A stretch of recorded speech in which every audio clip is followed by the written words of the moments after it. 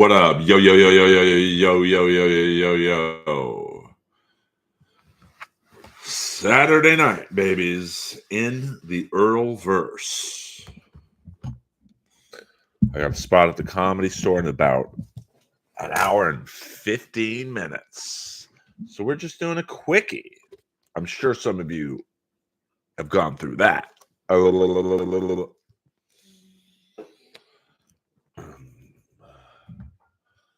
What up? What up? Just got back from a screening of my buddy Frankie Loyal's new movie. It was called A Dying Boy. Very good movie. In theaters early next year. Check out Frankie Loyal on Instagram if you watch the movie The Mayans, or the TV show The Mayans. Frankie was one of the main cast members. So, I know that, what time is it here? It's 10:33 in Los Angeles time, which means probably low numbers, but you get the cool lighting. So who gives a fuck? Lois is even up right now. She's just chilling right now. Drinking my pink lemonade.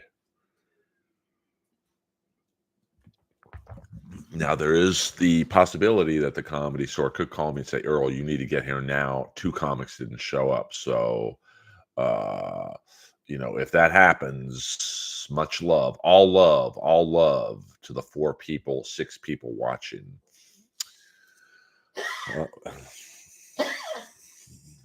Lois just ate some food, so she's a little fired up right now. Hit the like button if you can. I mean, there are 6 people in here and 0 likes. Come on now. I could take this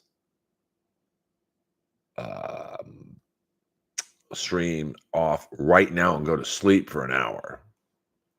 Did you see Adam Ray got a Netflix special with Dr. Phil? Yeah, I like Adam Ray. He's a very good man. I'm really in genuine not upset when someone gets a special or, I've known Adam Ray for, 15 years. He's always been very cool. And frankly, that character stuff is something that I certainly couldn't do. So, what up, Dr. Nova and Colt C and all? We got the cool kids in the house. Schmugly. My streaming schedule is erratic.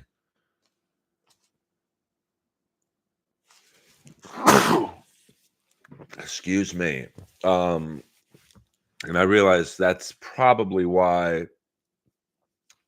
my numbers are never that great, because no one knows when I'm going on. Thank you for the like, Ryan. I don't know when I'm going on. So I'm trying to stream every day just to get in the algorithm, and then I'll cut it back to 2 to 3 times a day. I only stream for about an hour. I can't do what Melton and John from Win by 2. He's an animal. He does 5-hour streams. I can't do that. But I'm also not sniping anyone, or looking at videos with you guys. I mean, I'm talking, for an hour, and then that's it. So it's tougher to do it how I'm doing it, just improv stream.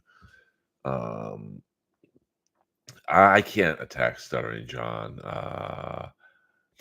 I mean, I would love to have 300 to 500 a stream, but for some reason I just haven't cracked the streaming algorithm yet. I mean, I'm not going to lie and say I'm a little shocked,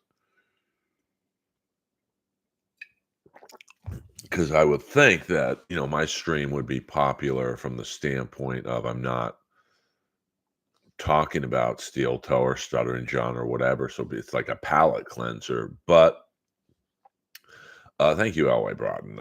I'm also aware that talking about AEW wrestling isn't going to exactly pump up the fucking numbers.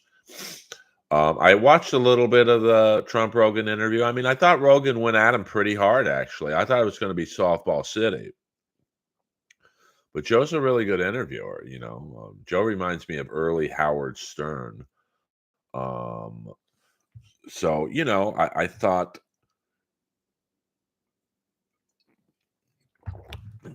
when he was pressing him on the election interference of 2020, I don't think Trump really came off great. Um, so he didn't. He was speaking kind of like Kamala Harris, like just throwing out these generalities of it was rigged. Everyone says it. He loves. It's the only thing I don't like about Trump. Well, it's not the only thing, but the one big thing I hate about Trump is when he'll say, "Well, everyone says I'm leading in the polls." Well, who's everyone? Like he never says UPI. That's old school. Uh, API is saying I'm leading. He just says everyone says I'm leading. I've been voted the greatest president of all time by everyone. Well, give me names. But I thought it was good. I mean, listen, Trump's got a great personality, and well, I mean, Trump is good at like when he knows the interview is not going to go his way. He is very good of kind of interrupting the interviewer's flow. So they never really get on a roll. But speaking of Howard Stern, I do know Melrose Larry Green. Last time I saw Melrose Larry Green, we had dinner together at the Rainbow, but that was 10 to 12 years ago. It was I haven't seen him in a long time. Um, well, I don't know if I'd want RFK on health. I mean, RFK is like, he's not gonna tell me how to be fucking healthy, but he does. Put him in charge of the bodybuilding department.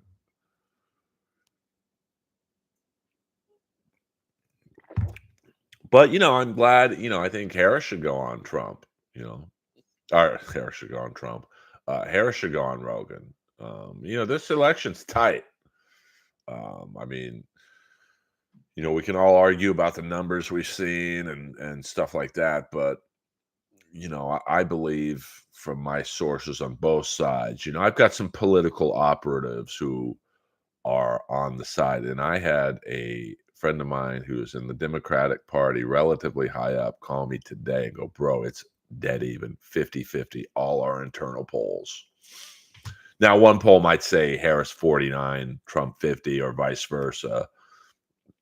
I think in Georgia right now, I just saw some poll that said Trump 49, Harris 48. So, it's close. It's really, who knows what's going to happen in the next 12 days.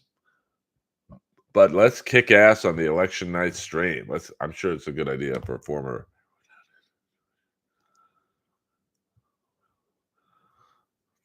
Yeah, I mean, I love my cousin, but he's got some baggage.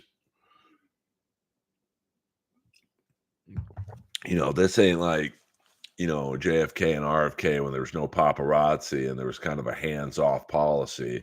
Now you got sources. I mean, I remember at the Comedy Store, when it first started pumping again, right around Roast Battle and Rogan coming back, TMZ had two full-time people there. One would sit in the audience to see if anything went down, and one would just literally plant himself, Jeremy, on the patio in case a fight broke out or someone super famous rolled in. Oh, I have baggage, I'm sure. I mean, I'm sure everyone in the stream has baggage. Maybe, I don't know what it would be, but I think, he's a serious. Listen, if you believe what you believe, in that's written, and not everything's true, but he might have a problem with being faithful. And you just can't be like that in this day and age. You've got, it's like that scene in was it Casino, where they show Joe Pesci's crew knows like the valets and the bellman and the people working in the concierge. That's how it is in politics in Hollywood. Like, I'm sure there's someone at the Comedy Store who maybe has some connection to TMZ that's just going to be up there tonight looking for anything. Um, oh wow, thank you. Mm, I have a feeling if Trump wins, he'll kick RFK to the curb. Yeah, Trump's not very loyal. Let's be honest. If he doesn't see um, a advantage or whatever in keeping Kennedy around, Kennedy's gonzo. Elway Broughton 7, 499. Heart. Earlverse rules. God bless you.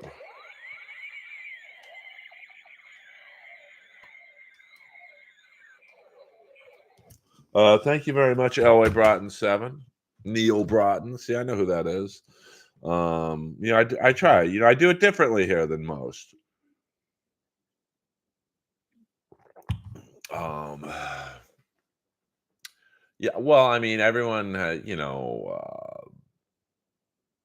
baggage is. I mean, I've got shit on every big name comic you can name. Things I've seen. Now, do I want to burn bridges? I mean, you know. So you got low bat. Yeah, the battery, the blaster is. I don't know how you put a battery in this thing. Let's turn the Earlverse sign off. Let's see. Definitely. Hey, look, it's a Kiss concert. You don't get this in the Dabbleverse. Let's turn that down. So we might have to come up with a new gimmick on I rubbed off the Steve Stevens autograph on that. So, uh, you know, yeah. I mean, listen, I don't care if people are in my stream are voting for Trump or voting for Harris or being a rogue outlaw and not voting at all. I That's one of the things that we can all agree to disagree. I mean, we're all in different financial uh, you know um, points of our lives or in our jobs or whatever, and I don't care about people's religious or political views. I just want you guys to have a good time in here and listen. Go watch Chad or Ray or Dr. Chow or Steel Toe or whatever. I don't care if you listen to all that shit. But that's why I don't talk about it in here, because here we are at what time is it now? 10:45 my time. I don't know who streamed today and who didn't, but I'm sure it's been endless amounts of talk on this and that, and so I got the adrenaline kicking because I got a spot at the number one club in the fucking world in 1 hour. Um, yeah, I mean, that's how I am. I don't care. Uh, that's how I am in life. If you're good to me, I'm even better to you. Um, so I, when you burn me, that's when I lock in. I don't forgive and I don't forget. And people are like, "Well, dude, you just let karma handle stuff." No, because karma doesn't mean anything to me unless it came from me. So, like with one person in particular, not Jeff, someone else who fucked me over. I got them fired from a Netflix show, and they'll never know. They'll never know I was the reason. And this guy and me could have been friends, but he did something he shouldn't have done. So now he's an enemy for life, and I feel good. Um, I do find it interesting that no one is addressing the logistical realities of Trump's mass deportation scheme. Well, I mean, you're never going to kick out everyone who's here illegally. The country's just too fucking big. You're going to send out Gestapo police to, you know, now you're not even going to keep them from coming into the country. Like the border's just too fucking big. You'd have to spend 10 times what we're spending now on border police, the wall, the fence. And let's not forget Canada's a border country too. You don't think people sneak in illegally from here? And you don't think the terrorists don't put that together? So you know, Well, I mean, Earl, what do you want to talk about on ML? I know it's going to be interesting on MLC Monday. For those of you not knowing or probably don't care, I will be going on MLC on Monday. Now, I've already gotten a lot of DMs from people saying, "Well, you're being very hypocritical. You're going on probably the show that drives the Dabbleverse. What the fuck are you going to talk about?" I really respect Kevin Brennan as a comic, so he makes me laugh, and we'll just see how it goes. I don't know. It's his show, so obviously, if he wants to talk about that, I mean, I have opinions on the Dabbleverse for sure, in terms of certain shows and I don't like all the doxing and the CP allegations. I mean, that's just and shitting on people's divorces. But it's Kevin's show, so if I don't like the tone or whatever, I'll just say, hey, dude, I got to bounce. This ain't for me. Um, Earl is too humble. All those guys are beneath him, yet he doesn't shit on them. I mean, it goes back to what I was just saying with Ryan. I don't shit on Chad or Gino because they've never been anything but nice to me. Stuttering John, I have no relationship with, but I just don't find it funny making fun of his daughter and I don't. Um, I just it doesn't. I'd rather do a stream. Honestly, you're gonna think I'm lying. Do I wish I had more people in here? 100% I do. Um, but I just don't care about talking about steel toe. And I don't know that dude. We've talked maybe twice on Twitter and DMs. I think there was a point where I might have gone on the show, and then I never really pursued it because I don't know. It just wasn't for me. Will they roast you on MLC? I don't know. It's their show. I mean, I don't roast online. You want to roast? You can meet me at the Comedy Store. I'll come back to roast battle if the trolls in the chat, or if, we do a Kevin Brennan roast part 2, which I think would be really fun. I'll roast anyone from the Dabbleverse on stage. You're going to be right next to me. As a warm up to the roast.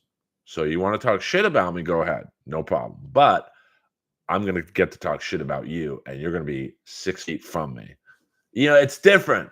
Roast battle live is different when you have to be in the same, not room, but same space as the person you're battling. Anyone could roast battle on a fucking computer. I don't respect those roast battles at all. I judge them because it's fun for me to judge, but um, so. And I'm burning the fire. Well, I think Kevin is the goat of trolls. He doesn't read the free chats. And so, oh, you want to say I suck in the stream? I'm not going to read it. Oh, you want to super chat me I suck in the stream? I'll read it. Like, he's trolling the trolls, and I don't think they realize it. That's the fucking funniest thing of all to me. Like, they think they're getting over on him. Hey, your brother Neil's funnier. Fuck you, Brennan. Oh, I'm not going to read that. And then he makes him basically super chat for $10. That's fucking brilliant. So, and I don't really know Stevie Lou or any of those other guys, the side characters. I've literally met Ray once. I met Pat Dixon once at Hackamania. I met Melton really for the first time at Hackamania. Although I think we did do a Red Band show at the Ice House in 2014, but I don't remember speaking to him. So why am I going to talk shit about someone I just met? I don't do the online battles. I have no interest in that. Like I just don't. So that's the one thing I think it's probably my favorite thing about roast battle is in the early days, if you thought you were a great shit talker or whatever, that belly room was the fucking octagon. I mean, the energy was off the hook. And if you thought you you want to talk a little trash about me or uh, Moses or whoever, you had to do it live and off the top of your fucking head, and very few people could do it. Uh, yeah, I mean, I don't really care in terms of super chats how much people send me. Like, I'm not looking at streaming as a way to break the bank.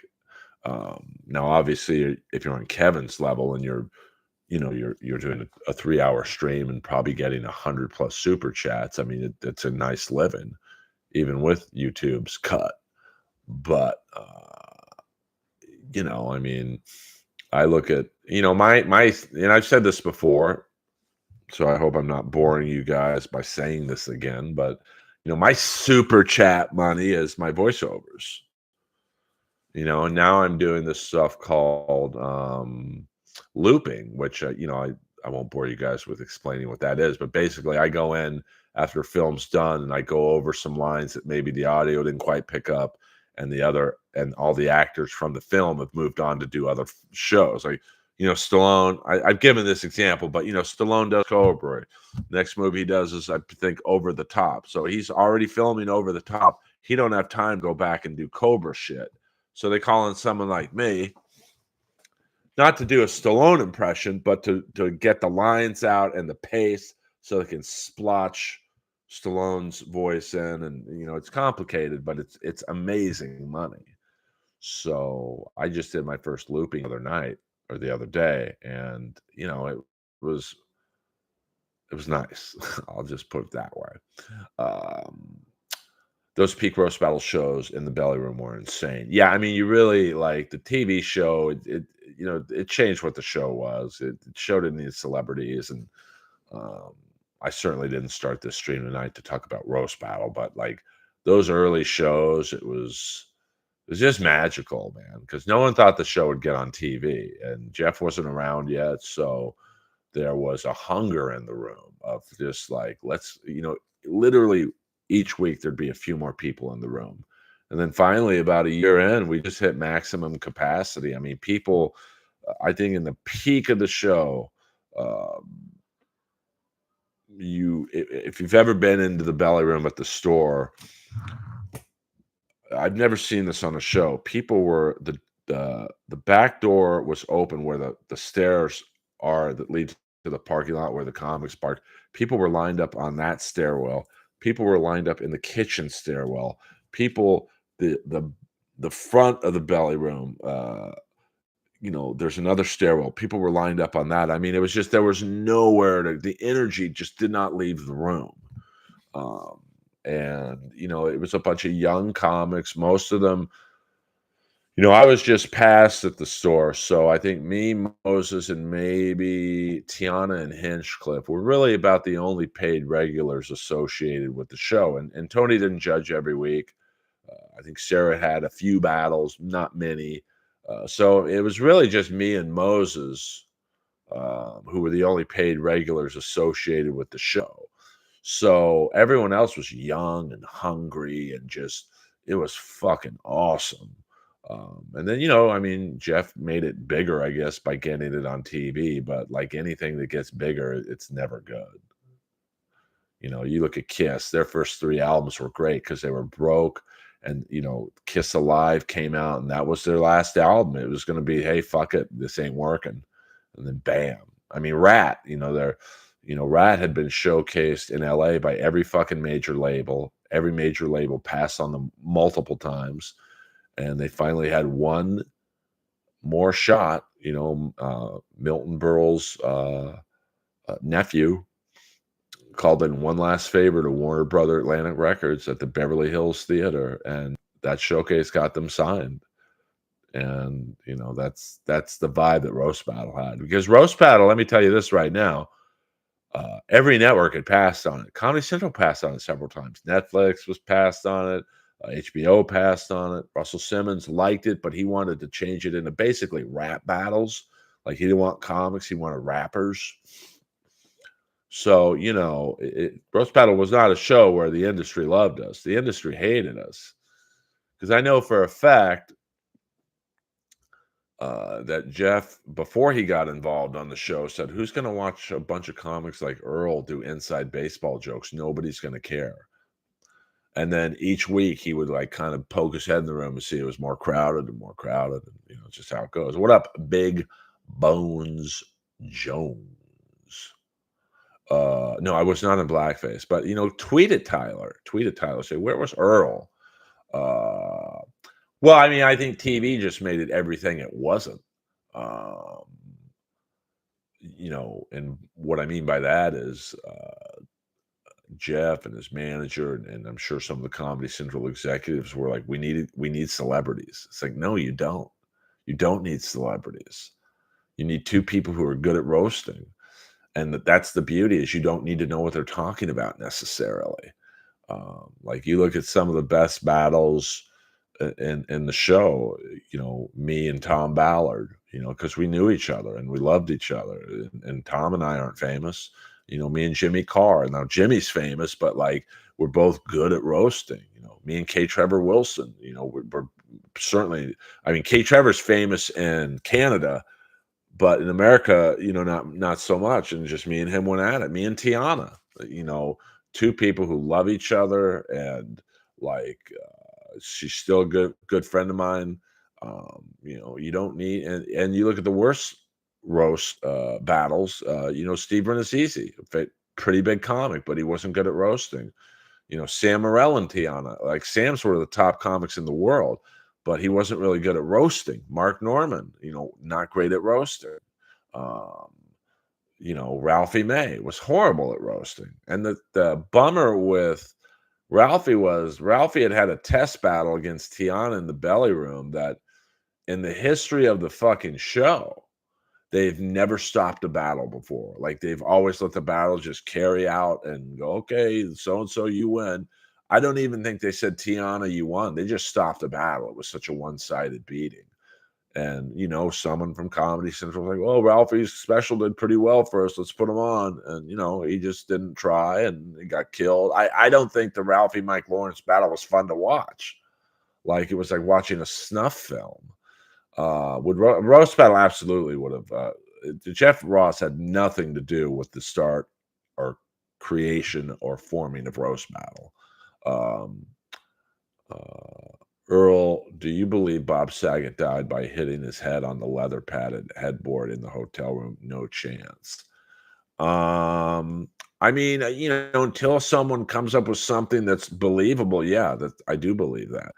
I mean, now he might have taken a substance they're not telling us, and he fell, kind of like William Holden died.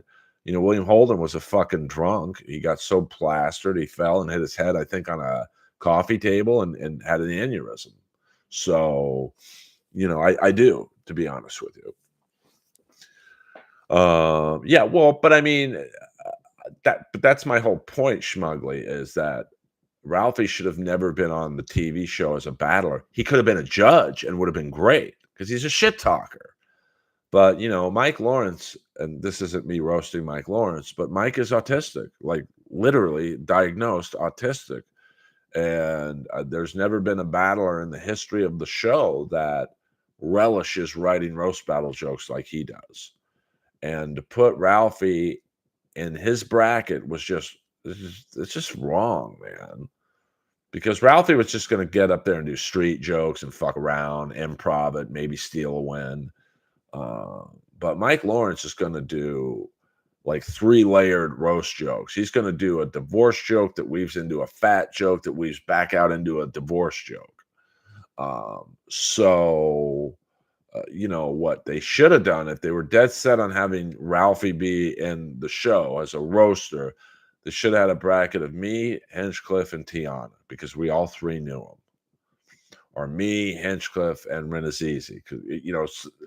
Comedy Store people. Now we all would have beaten Ralphie, but it wouldn't have been. I mean, I just don't think that was fun to watch.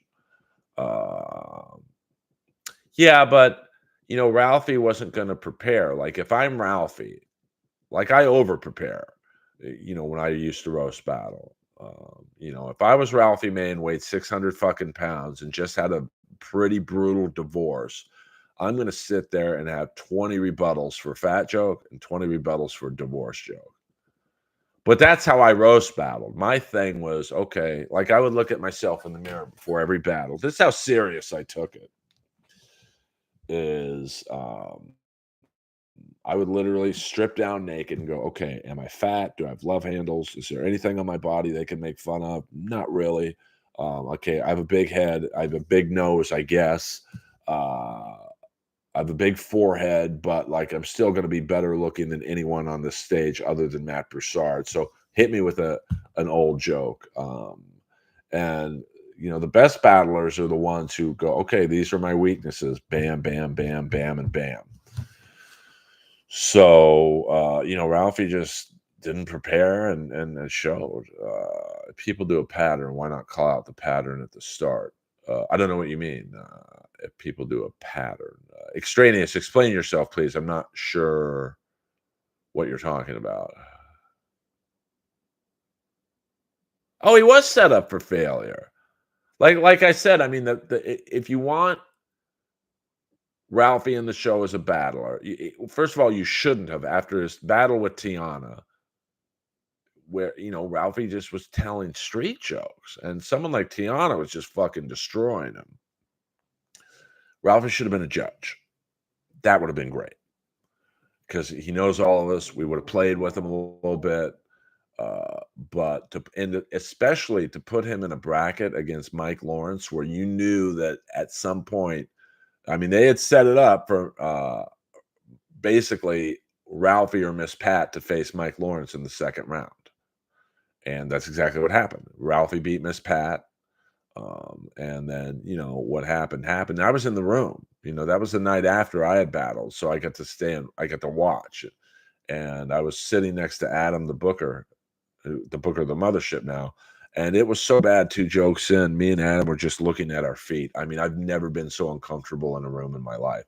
And I had nothing to lose or gain or whatever with who won that battle. So, if Jeff was a good friend to Ralphie, he'd been like, bro, don't battle. Why don't we make you judge? No problem. Bam, bam. Awesome. Yeah, but I mean,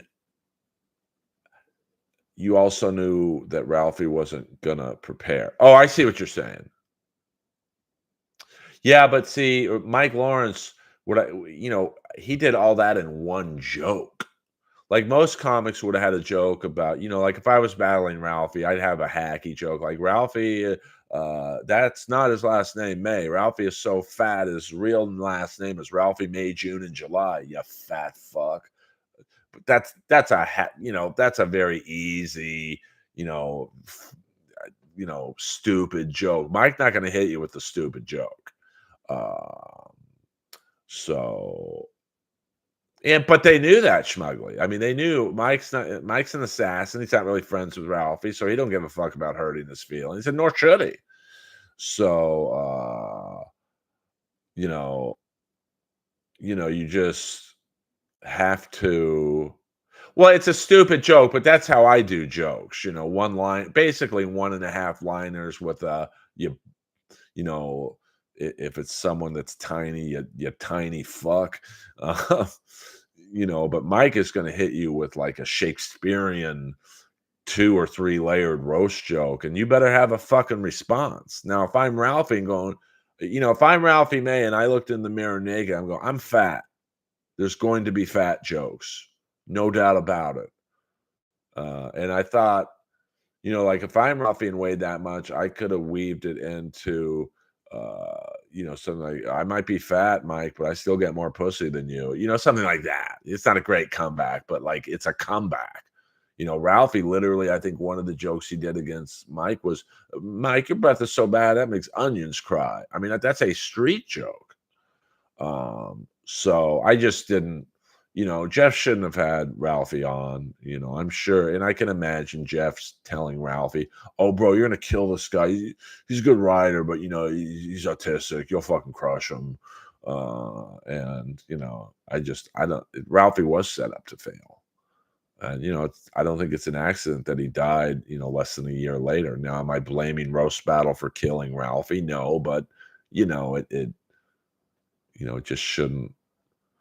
You might say, well, Ralphie knew the deal. He signed up for it. And that's true, too. No one forced Ralphie to do it, but I think he was probably sold a bad bill of goods. And, yeah, but Schmugly, that's literally a joke you can read in like one of those books you can get at Barnes and Noble, like Street Jokes number 5.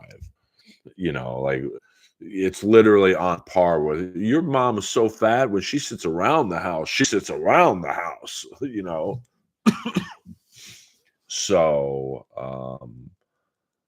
you know, it just was unfortunate because Ralphie was a great guy. I mean, in my 25 years of doing stand up, I don't think I've ever met another comic who tried to help people as much as, really probably outside of Rogan and Brian Moses. I mean, Ralphie was always texting me, "Hey, do you need a manager? Do you want me to get you in at this club? Do you want to go fishing with me?" I'm like, "Well, as long as there's 2 boats." Boing. So, I don't like it when people like Ralphie were misled. I don't know who misled him. I'm not privy to that, but he was iconic in helping comics. So, like I said, I get it, but I also don't. Ralphie was that. Ralphie was kind of in a weird fame level where he was one of the top touring comics in the world. I mean, he sold out theaters every weekend and every day, but he wasn't necessarily known because he didn't act really. It's like so, I don't know if the show benefited that much from him being on it from the standpoint of ratings. Like, I think the ratings probably would have been about the same if he was on it or if he wasn't on it. But just make him a fucking judge. I mean, it's like it's so fucking simple.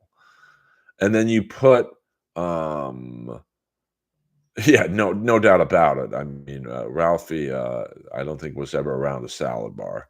Um, but like it was just like, and I'm a very loyal person, so I just think that it would have been a lot better if you put one of the LA comics who helped start the show and build the show every fucking week to get it to television, throw them the bone. A Doug Fager or Toby Mercersoon, I can't say his last name, but like, or Gene Whitney, who are completely all three unknown comics, but um, they had built the show and like they're really good. I mean, Doug Fager has provided some of the great, when Roast Battle closes its doors, if it ever does. I mean, it's like a cockroach. Nothing's killing this show. Um, but when they add up the top 5 moments in belly room history, Doug Fager has 2 of them. Um, and a TV credit to him would be amazing because then people like you, oh, Doug Fager, he was pretty funny. And then you look him up and you become a fan and he can do the road a little bit. Um, But, that's not how Hollywood works. And, same thing with the historical roast, which was, I think, a little bit after season 3 of Roast Battle. Historical roast took like 10 years for those 3 kids to develop. And, they sold their soul to the devil to work with Jeff. Show bombed. That was horrible. And now those kids have nothing. They have 1 season of a show on Netflix that nobody talks about. You can't, I think Netflix pulled it. So 10 years of development into that show, and I did about 7 of them. Um, and it's a great concept. Dead celebrities roasting each other. Like it's a great and endless supply of topics you could do. We did Dead Wrestler one time, and I was a Warrior, and I think Jeremiah was Macho Man, and I think Hinchcliffe was Mr. Perfect, and who was it? Jen Sturger was Miss Elizabeth, and I mean it was really fucking good. Well, I mean, I think Zach is amazing, but he doesn't do very good in roast battle when it's good competition. Um, and that was always my thing was like, I think my overall record was 9-3-1. But if you look at most of the people I beat, it was Comedy Central employees, you know, on Comedy Central. So who do you think the network was rooting for? Uh, I think, anyone could say that. I could say I'm the new roast master and put it in my description on YouTube, and voila. Unless you trademark it, I mean, he's not really a roast master. He couldn't even beat Blake Griffin, like, who had never done roast battle before. And isn't it a surprise that there was never another season after that? Season 3 was awful. Bad battles and just rigged battles. I mean, you could tell the Sklar brothers, who I like, their kids go to my sister's kids' school, so they're family to me, but they clearly rehearsed their battle, which is everything roast battle isn't. Um, and just other than that, really bad battles. Um, and that's why there wasn't a season 4. Um, oh, I love Zach and Miko. Whatever happened to Haiti? Who knows, bro? Who knows? I mean, Haiti isn't the funniest comic, so I mean, it's just he's doing open mics or whatever.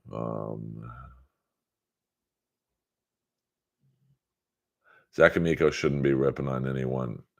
Uh, well, I mean, he's great. Like, but see, Zach gets it. Like, he knows you're going to call him fat, so he's ready for it. He knows you're going to make fun of his hair or being bisexual or whatever. So he's got rebuttals. So, um, I mean, Zach is awesome, a great dude. But if I compare myself to anyone. Like, look at when I battled Olivia Grace at LA Riot, that was her return to the show, and everyone thought, oh, Earl and her dating, he'll be funny, but she'll kill him, and didn't work out for her. And then Tom Ballard, or Jesse Joyce, my first battle on television. Oh, well, he's Comedy Central's top roast writer. Earl come out naked. It'll be funny. Jesse's just going to read his jokes, but Jesse will kill him. Didn't quite work out like that. And then Tom Ballard. Well, Ballard really beat Jimmy Carr in the untelevised season. We want the rematch for round 2, but we don't want to lose him in round 1. So why don't we have Tom beat up against Earl? And well, that didn't happen either.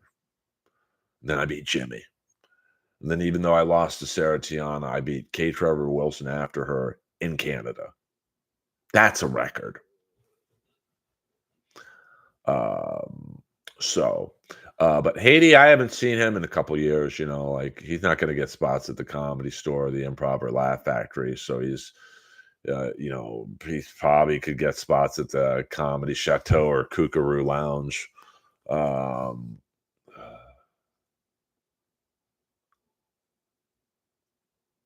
I had a drunk after a show that Olivia opened mistake me for Olivia and tell me how funny I was. I mean, I haven't seen her in years, so I don't know what she's up to. I don't really care, to be honest. But you know,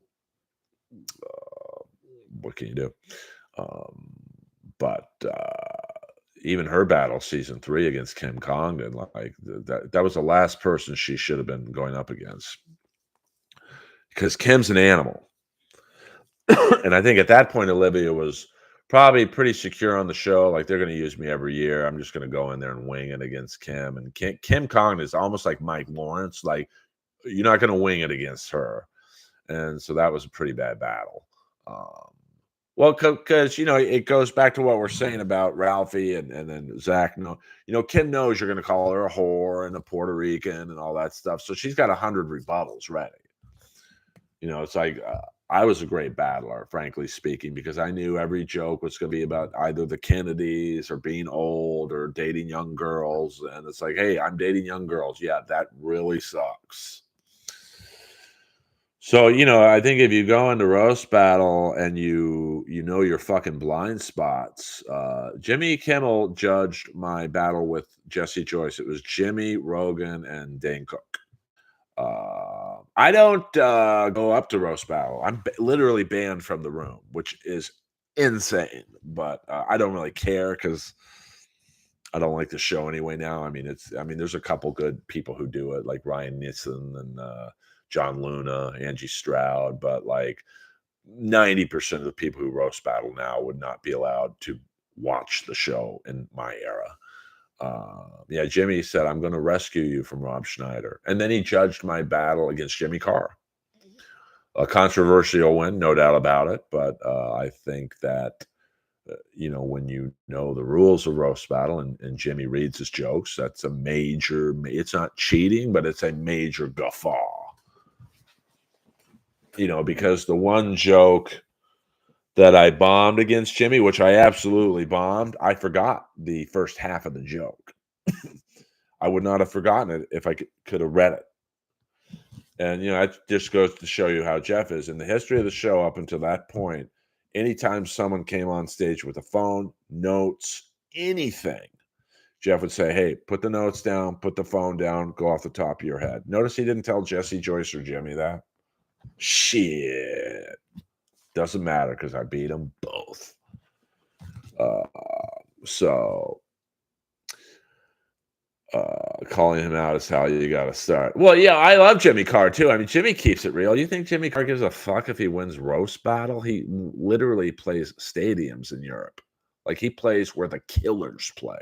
I think Jimmy will live. But I'm sure even that, Jeff was like, hey, we're going to put you against, we're going to have Tom Ballard and Earl in your bracket now. If you face Tom, he's pretty tough. If you face Earl, he'll come out half naked, but you'll kill him. Didn't happen, did it now? Viacom. When did Andy Dick mess with you at the Comedy Store? I think it was during a Ding Dong show. It happened twice. Once in the hallway where he like grabbed my ass, and I'm like, "Don't do that again, man. Your next set will be through a fucking straw."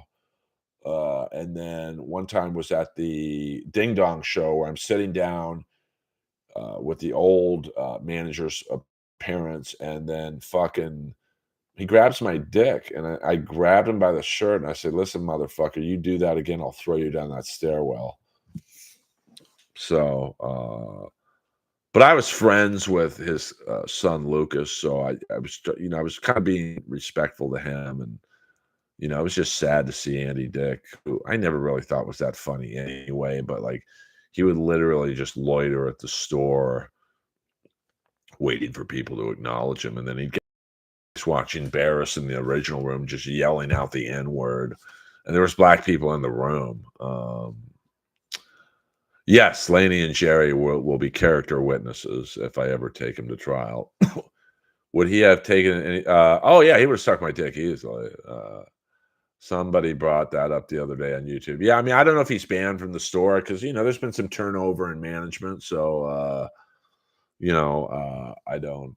I mean, Andy Dick's a predator, man. Like literally, he locks in on someone and he's relentless. And like, he didn't so much do it with me because I'm a pretty big guy, at least to him. So, but what are you gonna do? It's Hollywood is full of predators. No, I mean Andy Dick can't help anyone. I mean, he can't help himself, bro. And even if it would have been a good career move, I'm good. I don't want to make it that bad. I could have had the guy who cast the X-Files buns up on his floor. That might have helped me. Hello, boing, suck it. Just a few more minutes, guys. I got to get ready for my set at the Main Room Comedy Store. Yeah, I don't want to make it that bad.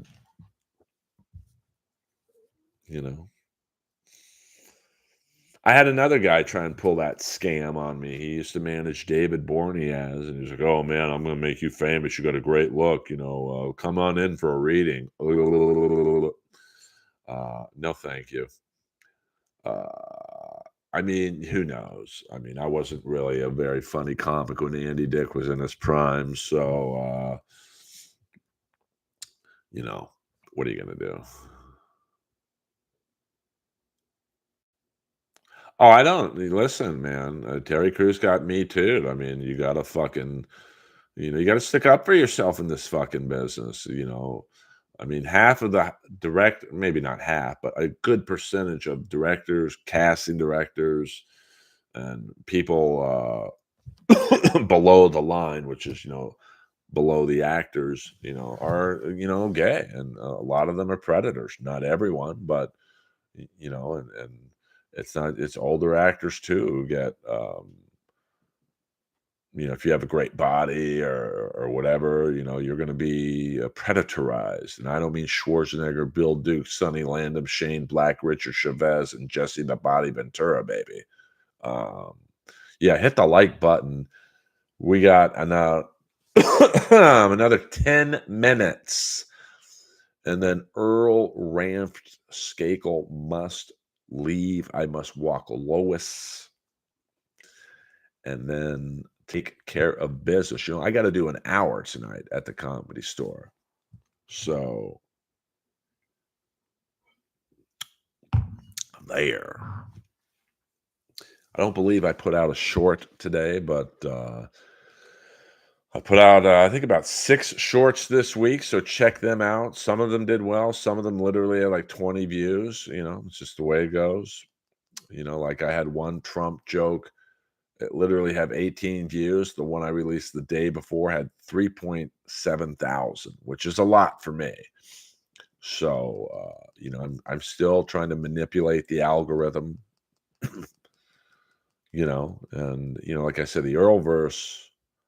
I don't check, Kip Smith. I never check. I have zero idea. I could be following Kelly Ryan, Bruce Gray, Jessica Michelle Singleton, Sarah Weinshank. Who knows? George Perez, I follow frequently. I never check because I'm going to perform the same way no matter who I'm following. So it's I don't really care. Yes, I am the closer. They call it the Kinnison Holtzman Tripoli Brody spot, and I basically am the Saturday night closer. And it's a great spot. It's good money. You split the door with the comics, so that's once again my super chat. Sometimes it's full, sometimes it's not. Sometimes it starts out there's 400 people, and then at 12. Let me see what time it is. 11:25. So I'll be on stage probably literally in about an hour. Maybe I'll do a quick live stream from the green room. So be aware. Sometimes there's 100 people left. It's you got to figure that the late show starts at 10:30. So the show's probably been going on about an hour.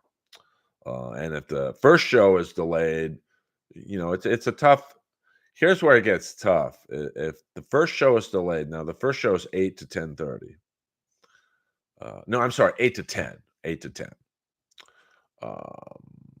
But if it's delayed for any number of reasons, say the show doesn't start till 8:30, 8:45, then that crowd for the second show has been waiting outside for an hour. So they're not happy. And they're not happy when the first comic probably has it tough because they're not happy. They're pissed. They're getting their drink orders. They're on edge. And then the last comic, you got a few minutes and then they leave. And sometimes they leave literally has my name as being, you've seen the joke I do a few times on YouTube. I'm like, hey, it's great to be called to the number one stage in the world and have the crowd just get up and leave. I mean, we're all different. So, side question: how involved is Paulie? I don't know. I don't know what Paulie does or doesn't do. It's Paulie, Scotty, and Peter Shore. I think Peter's more the business brains, but I don't know what Scotty does. Maybe Scotty's the brains. It's not something that I'm really involved or in the loop in. Earl, you ever listen to the Masterpiece? Oh, 100%. I love Dice. Well, yeah, it's his club. I mean, of course, Paulie gets to go up wherever he wants. And, I brought Dice up once at Potluck, which Potluck is on Monday nights, it's kind of cool at the store if you're ever there. The first, 17 comics are new comics. Not new, but, they're trying to get in at the Comedy Store. And then the second half is friends of the Comedy Store who are close to being passed there. and then it's the paid regulars come in, and so I was on stage once. And I'm like, "Who's next?" And they're like, "Dice." So I got to bring up Dice Clay up, and he gave me a fist bump. He's like, "Hey, good job, Stugatz." And then afterwards, it's probably one of my personal top 5 moments at the store is Dice had me in his Dodge Challenger, and we're just talking comedy, just me and him. And then he played me his 2 sons, Max and Dylan. And I'm sitting there in a car, probably one of my favorite comics of all time, the Vin Man from what was that? Making the Grade. So, from what I've seen, heard, even when he was alive, it's Brody. Well, I mean, I never saw Kinnison do it, to be frank, but he's Kinnison, so I mean, I think we all have a different take on it. You know, I'm more silly. Like I come out every time the Judas Priest song "Living After Midnight." Because it gets the crowd going, one, and they're like, "What the fuck is this guy doing?" He's singing and living after midnight. I took the city around 1 a.m. I was rolling, come on, rolling. I'm all get up to start again, loaded, loaded. I come alive in the neon lights. That's when I make my moves, living after. And the crowd's like, "What the fuck is going on?" So, everyone runs the light. That's why, I'm not really. And if I thought my spot was really at 12:15, I'd be in a panic right now. But when I end this stream in about 5 minutes, I'm gonna walk Lois and then casually drive up to the store, because how it works in comedy, especially if Leslie's on the show, is she'll do 30, 40 minutes and not skip a fucking heart rate about it. And then every comic after her is like, "Well, she did 30 or 40. I'm going to do another 5 to 10." Now, that might not seem like a lot, but if every comic does an extra 5 to 10 minutes, that's an extra hour on the show. So my 12:50, I've gone up as late as 1:15, and the crowd's fucking dead. And they're looking at me like, "We're tired, we're drunk, we want to go home. You got a couple minutes." And unfortunately, it's I mean, there's nothing I can do about it. Eddie Griffin used to do fucking 2-3 hour sets and not give a fuck. I mean, if you were a comic and you knew you were going on after Eddie Griffin, you would just leave, because he would do easily 2 hours. Um, I mean, Brody was good, but I mean, with Brody, Brody was, he was kind of doing like an Andy Kaufman shtick. So, sometimes the crowd's in, sometimes they're not. But that's with me as well. Like, I'm doing jokes about Miami Vice. You either think that's hilarious, or you're like, I don't know what that show is. Fuck off. And Holtzman is, he's doing some pretty avant-garde, risque jokes. So, it's very similar. Like, you either love Holtzman and think he's a genius, or you walk. And so um, I mean, a comedy is so subjective that who knows, like, um, it's not an easy. I will say, being the late night closer at the store is the toughest spot on the show, because everything's been done before. Every crowd work bit's been done, every question's been asked, every topic has been hit. So, and I've got to do an hour, bruv. Yeah, I mean, that's a good song. I mean, basically, SC. Well, I don't know. It's out of my, I just show up in my gig, and I just try and be as funny as I can. And frankly, I'm very grateful. I'm still one of the few comics from the Adam regime that gets used, of comics my age range. So I can't really complain, to be frank.